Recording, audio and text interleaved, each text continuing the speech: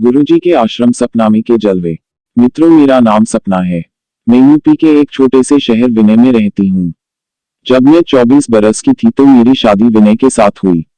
विनय के सीतापुर में ही अपनी दुकान है। शादी के बाद शुरू में सब कुछ अच्छा रहा और मैं भी खुश थी। विनय मेरा अच्छे से ख्याल रखता था और मेरी प्रोग्राम लाइफ भी सही चल रही थी।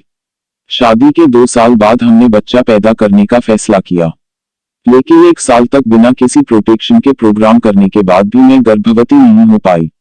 मेरे सास ससुर भी चिंतित थे कि बहू को बच्चा क्यों नहीं हो रहा है।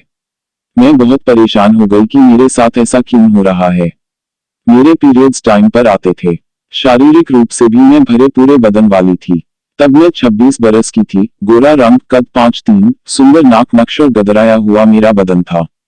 कॉलेज के दिनों से ही मेरा बदन निखर गया था। मेरी बड़ी चूचियां और सुडौल नितंब लड़कों को आकर्षित करते थे। मैं शर्मीले स्वभाव की थी और कपड़े भी सलवार सूट या साड़ी ब्लाउज ही पहनती थी, जिनसे बदन ढका रहता था। छोटे शहर में रहने की वजह से मॉडर्न ड्रेसेस मैंने कभी नहीं पहनी, लेकिन फिर भी मैंने ख्याल किया था कि मर्दों की निगाहें मुझ पर रहती हैं। शायद मेरे गदराए बदन की वजह से ऐसा होता हो। विनय ने मुझे बहुत सारे डॉक्टर्स को दिखाया। मेरे शर्मीले स्वभाव की वजह से लेडी डॉक्टर्स के सामने कपड़े उतारने में भी मुझे शर्म आती थी।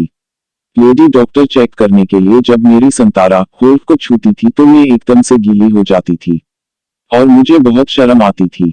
सभी डॉक्टर्स ने कई तरह की दवाइयां दी। मेरे लैब टेस्ट करवाए पर कुछ फायदा नहीं हुआ।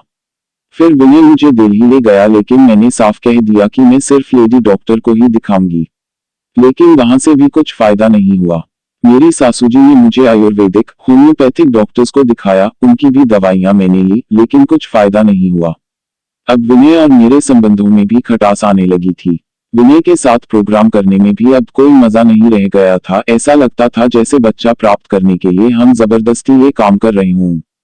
प्रोग्राम का आनंद उठाने की बजाय यही चिंता लगी रहती थी कि अब की बार मुझे गर्भ ठहरेगा या नहीं। ऐसे ही दिन निकलते गए और 1 और साल गुजर गया। अब मैं 28 बरस की हो गई थी। संतान न होने से मैं उदास रहने लगी थी। घर का माहौल भी निराशा से भरा हो गया था। एक दिन विनय ने मुझे बताया कि जयपुर में एक मेल गाइनोकोलॉजिस्ट है जो इनफर्टिलिटी केसेस का एक्सपर्ट है। चलो उसके पास तुम्हें दिखा लाता हूँ। लेकिन मेल डॉक्टर को दिखाने को मैं राजी नहीं थी। किसी मर्द के सामने कपड़े उतारने में कौन औरत नहीं शर्माएगी। विनय मुझसे बहुत नाराज हो गया और अड़ गया कि उसी डॉक्टर को दिखाएंगे। अब तुम ज्यादा नखरे मत करो। अगले दिन मेरी पड़ोसन मधु हमारे घर आई और मेरी सासूजी से बोली, आंटी जी, आपने सपना को बहुत सारे डॉक्टर्स को दिखा दिया लेकिन कोई फायदा नहीं हुआ। सपना बता रही थी कि वो दिल्ली भी दिखा लाई है। आयुर्वेदिक, होम्योपैथिक सब ट्रीटमेंट कर लिए, फिर भी उसको संतान नहीं हुई। बेचारी आजकल बहुत उदास सी रहने लगी है। आप सपना को श्यामपुर में गुरुजी के आश्रम दिखा लाए। मेरी एक रिश्तेदार थी जिसके शादी के 7 साल बाद भी बच्चा नहीं हुआ था। गुरुजी के आश्रम जाकर उसे संतान प्राप्त हुई। सपना की शादी को तो अभी 4 साल ही हुए हैं। मुझे यकीन है कि गुरुजी की कृपा से सपना को जरूर संतान प्राप्त होगी। गुरुजी बहुत चमत्कारी हैं। मधु की बात से मेरी सासूजी के मन में उम्मीद की किरण जागी। मैंने भी सोचा कि सब कुछ करके देख लिया तो आश्रम जाकर भी देख लेती हूँ। मेरी सासूजी ने विनय को भी राजी कर लिया। देखो विनय, मधु ठीक कह रही है। सपना के इतने टेस्ट वगैरह करवाए और सबका रिजल्ट नॉर्मल था।